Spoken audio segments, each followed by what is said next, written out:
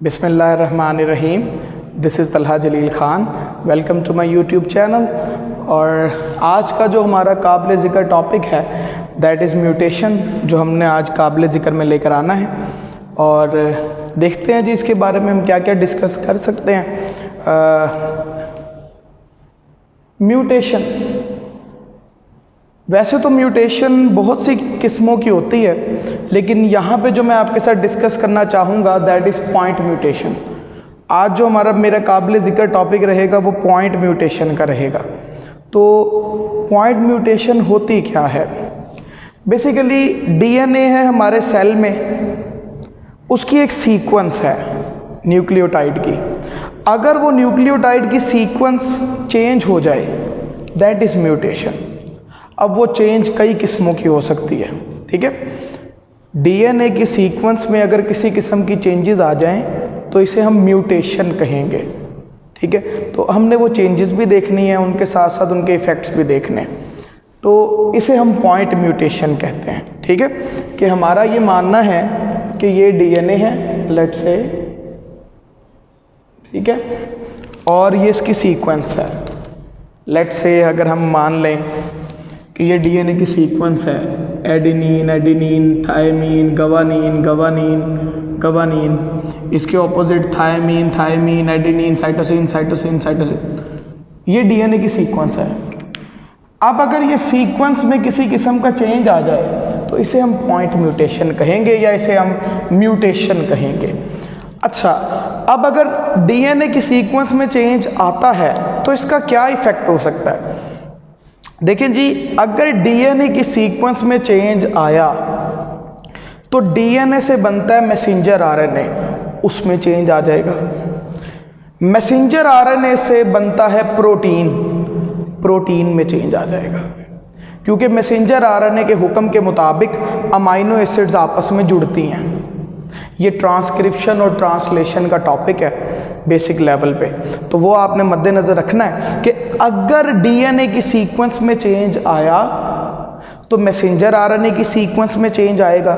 अगर messenger RNA की sequence में चेंज आया तो अमाइनो एसिड की सीक्वेंस में चेंज आ जाएगा।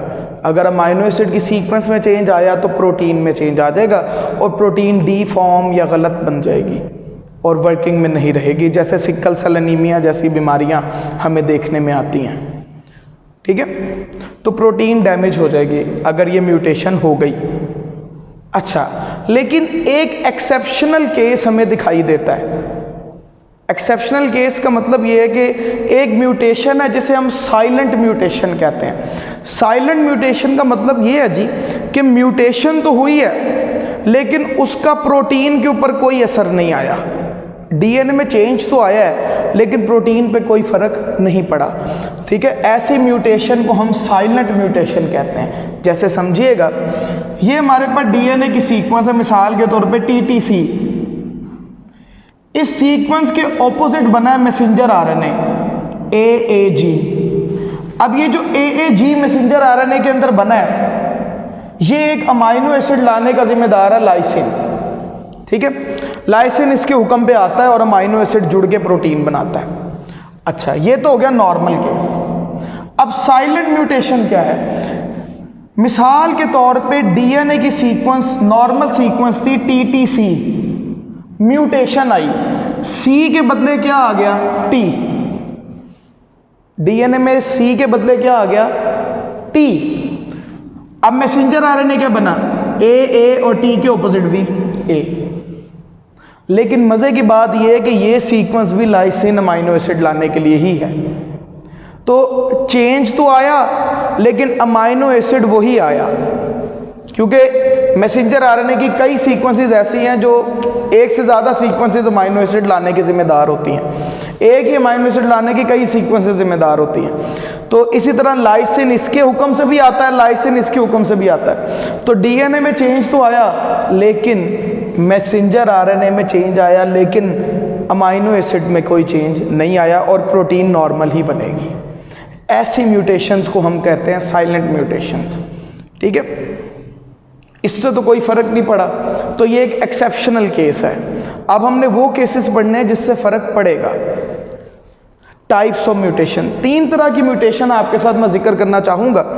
Miss sense mutation, non sense mutation, frame shift mutation. अब हमने ये तीनों आराम आराम से समझनी है। सबसे पहली बात है मिस सेंस म्यूटेशन क्या होती है।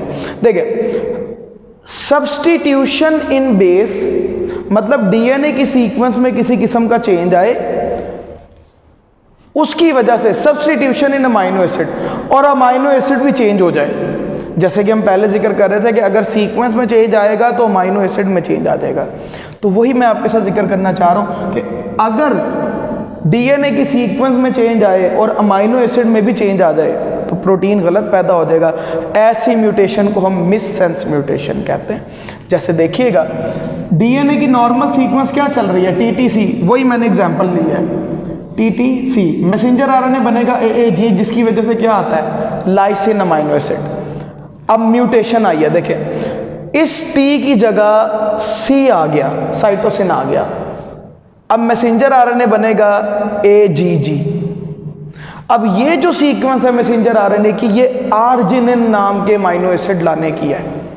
तो लाइसिन की जगह प्रोटीन में कौन सा अमाइनो एसिड आ जाएगा, आर्जिनिन। जी हाँ, तो लाइसिन की जगह आर्जिनिन अमाइनो एसिड आ गया, प्रोटीन गलत पैदा हो जाएगी, इनएक्टिव पैदा हो जाएगी। ऐसी हम कहते हैं मिस सेंस म्यूटेशन, कि अमाइनो एसिड में सीक्वेंस में चेंज आया, अमाइनो एसिड में भी चेंज आ गया, मिस सेंस म्यूटेशन। नेक्स्ट है non sense mutation. Non sense mutation ये कि अगर डीएनए में चेंज आए और उसकी वजह से स्टॉप कोडोन पैदा हो जाए, स्टॉप कोडोन पैदा हो जाए, ऐसे को हम कहते हैं नॉन सेंस म्यूटेशन। जैसे देखें, नॉर्मल सीक्वेंस क्या चल रही है, टीटीसी, मैसेंजर आरएनए बनना है एएजी, कौन सा अमाइनो एसिड आएगा, लाइसिन। अब नॉन सेंस म्यूटेशन देखें, इस टी की जगह अगर ए आके लग गया, एडेनिन आके लग गया, तो जो मैसेंजर आरएनए बनेगा वो यूएजी बन जाएगा। और यूएजी एक स्टॉप कोडोन है, मतलब प्रोटीन बनेगा ही नहीं। एक न्यूक्लियोटाइड के चेंज होने से प्रोटीन ही नहीं बनेगा, आगे अमाइनो एसिड जुड़ेंगे नहीं, क्योंकि स्टॉप कोडोन आ जाएगा, ट्रांसलेशन ही कंप्लीट नहीं होगी। ऐसे को हम कहते हैं नॉन सेंस म्यूटेशन। अच्छा, लास्ट है फ्रेम शिफ्ट म्यूटेशन। अब फ्रेम शिफ्ट म्यूटेशन किसे कहते हैं, देखिए, अगर डीएनए में चेंज आ रहा है, किस तरह, या तो कोई न्यूक्लियोटाइड इंसर्ट हो जाए या कोई न्यूक्लियोटाइड डिलीट हो जाए। देखिए, पहले जो केसेस हैं उनमें सब्स्टिट्यूशन हुई है, मतलब एक न्यूक्लियोटाइड गया और उसकी जगह किसी दूसरे न्यूक्लियोटाइड ने ले ली। इस केस में क्या हो रहा है, इसमें या तो कोई न्यूक्लियोटाइड ऐड हो रहा है, एडिशनल हो रहा है, या कोई न्यूक्लियोटाइड डीएनए को छोड़ के जा रहा है। अगर ऐसा हो जाए तो इसे हम कहते हैं फ्रेम शिफ्ट म्यूटेशन। अब इसकी वजह से क्या होगा, इसकी वजह से भी अमाइनो एसिड चेंज हो जाएगा। कैसे, देखें, मिसाल के तौर पे डीएनए की नॉर्मल सीक्वेंस है एडेनिन एडेनिन एडेनिन, जिसके ऑपोजिट मैसेंजर आरएनए बनना है यूरासिल यूरासिल यूरासिल, और इसकी वजह से एक अमाइनो एसिड आएगा फिनाइल एलानिन, जो जुड़ के क्या बना देगा, प्रोटीन। ये तो हो गया नॉर्मल केस।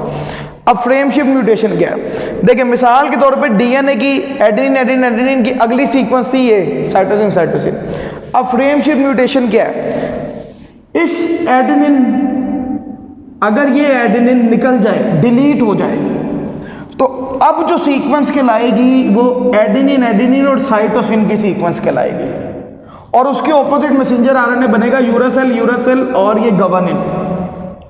समझ रहे हैं आप, ये एक एडेनिन जाने की वजह से जो मैसेंजर आरएनए बनेगा वो अगले साइटोसिन के मुताबिक बनेगा, जो कि ल्यूसीन नाम के अमाइनो एसिड लाने का है। तो आना चाहिए था फिनाइल एलानिन, आ रहा है ल्यूसीन, प्रोटीन चेंज हो जाएगी, प्रोटीन बिल्कुल चेंज हो जाएगी। ऐसे को हम कहते हैं फ्रेम शिफ्ट म्यूटेशन। तो उम्मीद है कि आपको पॉइंट म्यूटेशन का जो कॉन्सेप्ट है वो एक जनरल व्यू और एक बड़ा अच्छे एक्सपोजर के साथ क्लियर हुआ होगा। Thank you very much. अल्लाह हाफिज़, अपना ख्याल रखें।